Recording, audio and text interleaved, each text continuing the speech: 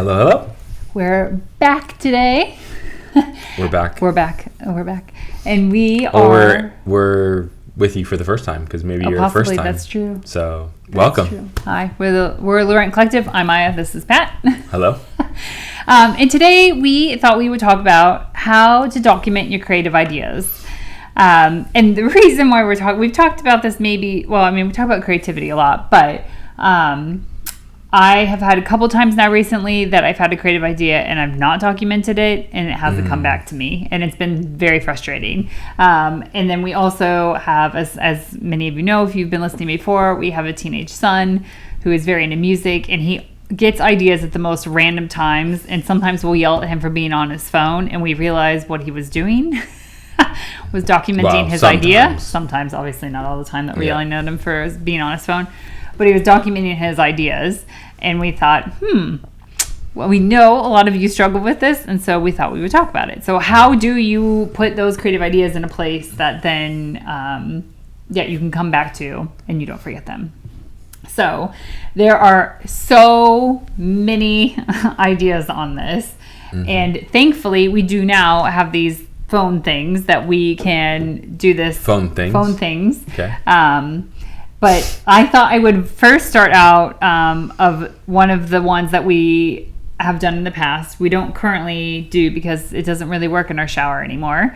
But often your creative ideas come to you in places when nothing else is distracting you, or it's a routine thing that you're doing that it doesn't use a lot of mind and thought through it. So like the shower, like generally most of us have a routine we do in the shower, like wash first, hair next, whatever it is, that it's this routine that we do.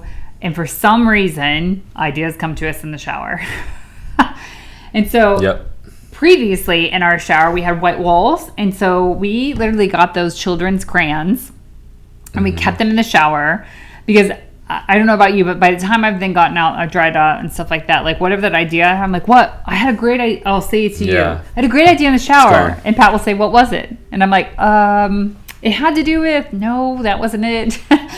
And so we would take the crayon and we would write down stuff that would help us remember it. And then once we got out of the shower, we would like write that down someplace of wherever we were keeping ideas. That is harder to do now because we have walls that are not white and stuff like that. But that is one kind of creative idea of documenting something like that. You could have a piece of paper and a pen right next to you near the shower. My guess is they have these certain things that you can put in your showers now. I'm sure they do. You can write on and things like that. I'm sure that there are those things as well. But yeah, I'm sure they do. I know I often dream things. It could be I'm dreaming some weird story and like, ooh, that would be interesting to write about that. It could be that we've been struggling with something of like an idea or something to move forward in the business, and I actually have a dream about it. Like that's just, I think, where my mind processes things. So I'll wake up at like 3 a.m. and I'll be like, oh, that's it. Now, Pat laughs at me sometimes because he'll realize what's happening, because I will get up and I will walk to our desk, and you guys have to understand I'm legally blind as well. So sometimes I'll forget to put my glasses, and the sheet of paper has to be it's right on your face. This close to me for me to actually see what I'm writing. You're like bending down and you're like, basically your head is on the table. It's bad. So I often will have to put on my glasses to do that. A solution would be to just have the piece of paper or a notebook or something next to my bed. So you still have to do this though. Well, I do. Well, yeah, not if I put my glasses on though. I can see. I don't sleep in my contacts. It drives me crazy. I can't do that. So that is another thing. Like if you have a notepad with you. The other thing is because of the phone, this makes it super easy. And so I don't want to touch my phone in the middle of the night. That's why I do a piece of paper or something. But you can do notes. You can do a voice note to yourself. My email myself a lot because if I put it, for me, I don't currently use the notes or the voice notes app enough to remember that I have put that there. So I will often email myself, and then I remember that, and then I can put that into like my Asana or wherever I'm keeping creative ideas and stuff like that. You could have a Google Doc because Google is, an app and stuff like that on your phone too. Whatever it may be, that might be something. How are some of the ways that you document your ideas? Yeah, I mean, obviously my first one is, my sketchbook. I usually have one with me. You can get one really or small two ones, like pocket ones too. That stay with me. A lot of times I try to designate one for a while that is just for that purpose. Like if I have an idea or something like that, that's where I put all of them, and then I can always reflect and look back on them. A lot of times, to be honest, it's like something happens and I just have to look for a piece of paper and I write it down, or cliche, a napkin or whatever. That then eventually, like, we've started doing it where we take actually a photo with our phones of the piece of paper. So if we lose that piece of paper, we still have a photo of the idea or the thought or whatever. So I've been doing that a lot. I on my computer, I have I think they're called Stickies. I think we have a Mac, and so on that app, I sometimes have like a tab that I can just write stuff in from time to time. I do that from time to time. Trying to think what some other ones. Most of my stuff falls in sketchbooks. That's usually where I document a lot of my stuff. Pretty much most of it, to be honest. I journal sometimes, but not really regularly or anything like that. That's never been a full-on habit for me and that kind of thing. But yeah, I'm more of that's something or whatever, and then I grab my sketchbook depending on what it is or what's going on, or if I have a thought of an idea for a character or whatever, maybe I do a quick sketch of it or whatever. So for the most part, that's how I document a lot of my stuff. Yeah. I've noticed it with Zane, like I've been watching how he does it. And like when he comes up with an idea, he may send a link to like the song he heard that he was inspired by, or he does do voice notes to himself, or he will do reminders on his phone. So he'll type the other day I said, "What are you doing?" He's like, "I'm sending myself a reminder to look this up, this idea that I had, to look it up and see how I could do it. But I want to remind myself tomorrow, like when I'm able to do that, not during school, or not, I don't want to do it right now," kind of thing. And I thought, oh, that was a cool idea. Like you can do that with Surrey or whatever you have to be able to do that, are all kinds of different ways. I think then the next step of like documenting, initially getting the documentation so you don't forget it. I think also, at least for me, like there's a couple things I've had recently where I'm like, oh gosh, what was that? I wanted to talk to Pat about that. And I have to trust that if it was something that was meant to be, and this sounds so cliche, but whatever. If it was something that was meant to be for like our business or something else, that like it will come back to me. I have this, like for me, I have this fear of like, oh my gosh, what if I forget that? And that was the idea for whatever the idea is. That you have to realize like that will come back if it was meant to be. And so putting some pressure off, but it is still great to document things, especially if you're stuck in like a creative rut or you're needing inspiration and stuff. And so for me, I do have a place, I do a Google Doc. That's the easiest for me. I know I can access it anywhere I'm at. I don't always access it in the moment when I come up with that idea. It's more of where that idea goes to live, if that makes sense. I know you have like a folder of sometimes things on your phone that you were using for a while, of like photographs and stuff that were inspiring you, that kind of stuff. So it's almost like a finding a place. I do Pinterest boards from time to time as well. Finding a place to document those ideas in one place. So then you can go to just that place and you don't have to be like, here's my stack of napkins, here's my voice notes, here's this, here's that. Like pulling it all together someplace is super helpful. And I guess this just depends on how many ideas you're coming up with on a regular basis. Like maybe it's once a week you go in and you dump all these things into something, once a month, once every couple of months. I don't know. That will depend on each person and how you come up with things. But like, don't you agree that like having one central place is helpful in the end to have those there? I think that's definitely key, because I don't actually do a really good job at this, because again, most of my things are in sketchbooks and I have tons of sketchbooks, and a lot of times when I am feeling like a rut or whatever, I'll just like thumb through some old ones and I'm like, oh yeah, that was a really good idea. Where if I did have like a location or whatever, maybe it's not the visual aspect of it, but maybe it's just a place where I have put down my ideas on certain things. That might be more helpful than having them spread out across all these sketchbooks, and I actually have to dig for those things rather than like Maya does, where she like puts it in there. So maybe that's something that I should do from time to time, is to create something. It's just thinking of some place. I think it's more of like the quick, easy access that you can find some of that stuff, because I think if that stuff is more, in front of you on a regular basis, I think sometimes you might act on it more, potentially. Where I think a lot of times we get these ideas and we get these thoughts, and if we don't document them properly, or we do document them but yet we forget where they are, then like that's not helpful. So it's and it may even be like setting yourself a to-do every couple months to like review all those ideas, because it may spark something else that you're wanting to do. I know for us, like the podcast is a great example. Like we'll be out and about walking and stuff like that, and Pat's like, oh, actually, like so-and-so was talking about this, that would be a great podcast idea. And like if we don't, the two of us then get so frustrated, because if we don't do something in that moment to document that, it'll be when we sit down and record the podcast and Pat and I are both like, what was that thing we were talking about the other day? And neither of us can remember it.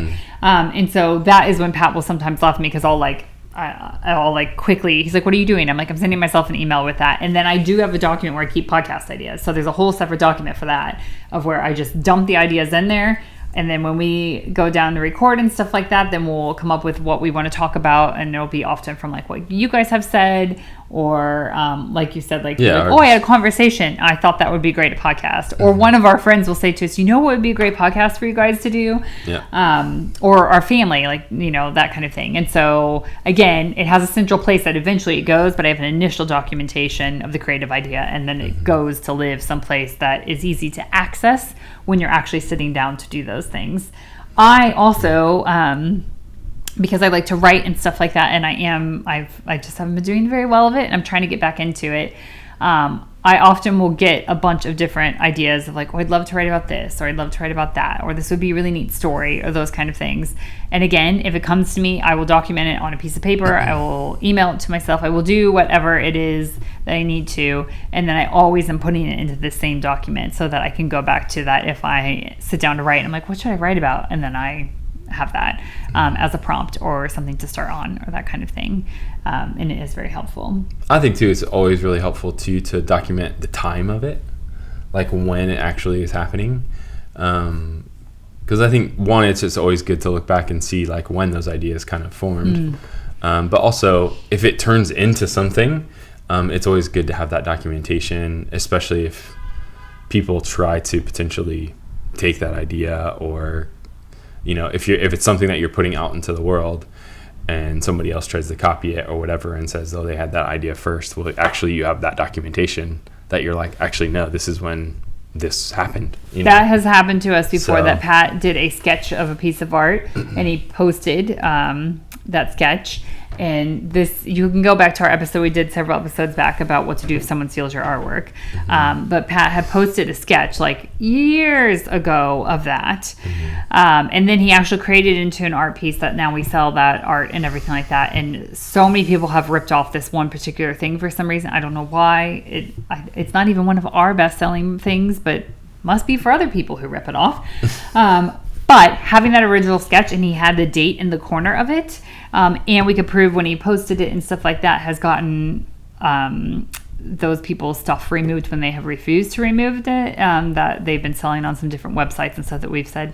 So sometimes it's just really good to know when you document the times of when you're doing this. Yeah, you won't always be in a position that you're sharing that stuff with others. And that's something to think about. Like, some creative ideas are great to put out in the world, like, hey, I have this idea and share. And then others are ones that maybe you have to decide, I'm going to keep it to myself until I actually start creating something with it.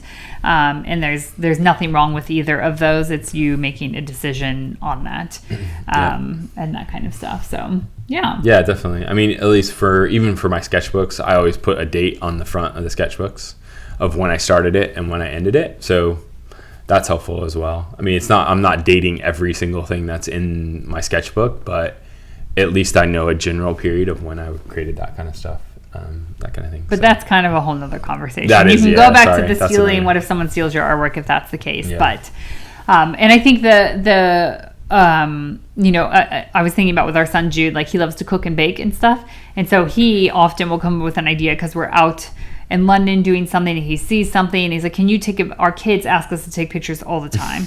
So can you take a picture of that so I can then remember that is like, I would love to decorate a cake like that, or those kinds of things. For Zane, if he doesn't have his phone on him, he's got this big thing about like liminal spaces. And so I'll be like, Mom, can you take a picture of that really quick? Because that he uses that idea to like inspire a lot of his music and like what kind of music would be playing in that space. And so I'm constantly taking pictures for him too. So pictures are another way you can document things. If it's something that you see that inspires you, if it's something that is an idea, you'll use it in your creativity later. And then like Zane has a folder that he has on his phone that it says like liminal spaces, and he dumps all those photos in something, and we see him going to it when he's doing things. And so that is another easy thing that we didn't mention in the beginning, is like photographing things. Or like Pat said, if you have written something down, it's so easy to lose a piece of paper, a napkin, like whatever it may be, that you can then take a picture of that and then have that. So that is something you can go back to and look to get your ideas and everything.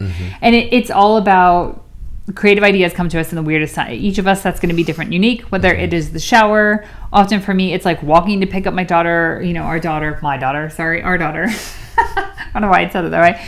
Our daughter from school, or those kinds of things. It's a 5-minute walk, and yet for some reason it's because I'm not listening. I'm choosing at that time not to listen to something, and it's only the act of walking, and then suddenly the ideas come. So again, coming up with whatever way it is for you. You may have to try different things, see what works, but then ultimately documenting it in one central place somehow, whatever is easiest for you, so you can access that stuff. Because you're going to run into a time where you're like, ooh, I want to work on the thing I came up with, and you can't remember it, or I need ideas right now, and you want to go to that as a resource. Yeah. So we hope you have found this helpful. We'd love to hear if you have any other quirky things, like how we used to have the kids' crayons, washable crayons in the shower. If you have any other quirky ways that you document your creative ideas. And we hope you guys find this helpful and that it helps you in your creativity. And we always love hearing from you. Thank you so much for listening and watching, and we will talk to you next time. See ya. Bye.